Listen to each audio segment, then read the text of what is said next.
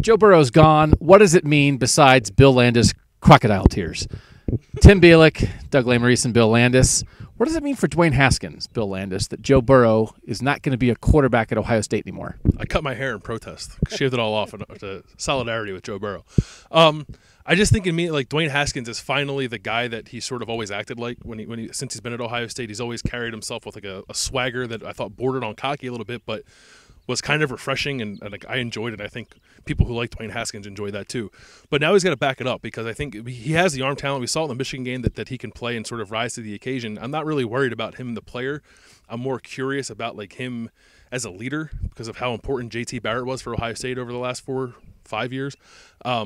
I don't think if there's ever been an Ohio State player more universally respected by his teammates, JT, a 3-time captain, the only 3-time captain in program history. And now Dwayne's got to back that up. And I think he can. I think he has a charismatic personality that people are drawn to. But I don't know if that's something that happens instantaneously just because you're the starting quarterback. I think he still has to earn that. And now that he's the guy, like that's the next step for him. All right, Tim. So Joe is gone. Does that mean there's more pressure on Dwayne Haskins? Because, like, hey, we just lost a really good quarterback. Like, you're it now. We know Tate Martell's still around.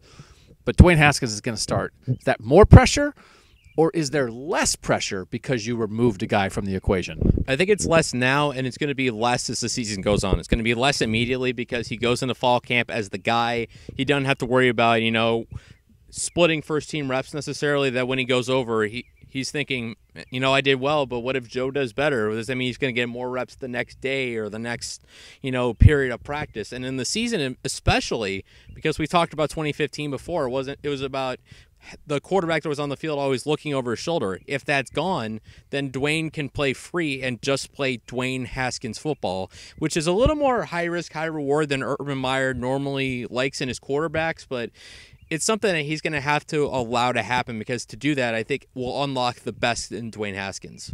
I was never really worried about the competition. I was worried about the decision and sticking with the decision once the season started. That's been eliminated now, and I think it will allow Urban Meyer and Kevin Wilson and Ryan Day to know, we're like building a Dwayne Haskins offense here. Yes, if Tate Martell needs to play at some point because something happened to Dwayne Haskins, they could shift to a Tate Martell offense like that because that's what they do.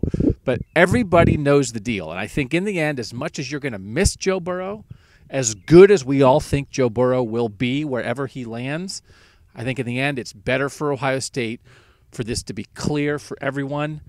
And that includes better for Dwayne Haskins because, like we all said, he knows he's the guy. He's the guy. He's the guy. And see, now I'm questioning, am I the guy? No, he's the guy. No, he's the guy. But if I got rid of them, I would know I'm the guy. That's Dwayne Haskins' world right now. See ya.